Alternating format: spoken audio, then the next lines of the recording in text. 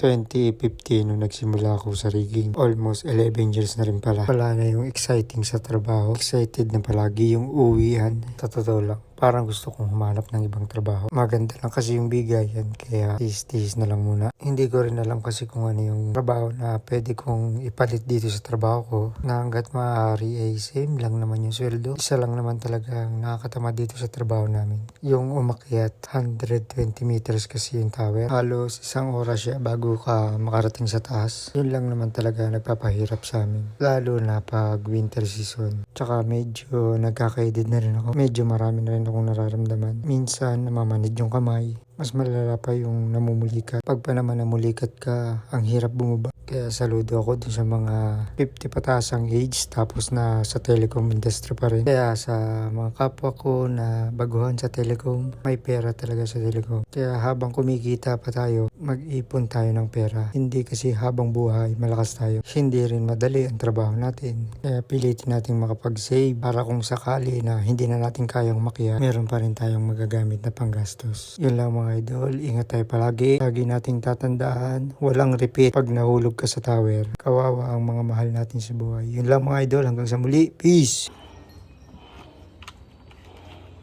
Hirap kumita ng pera.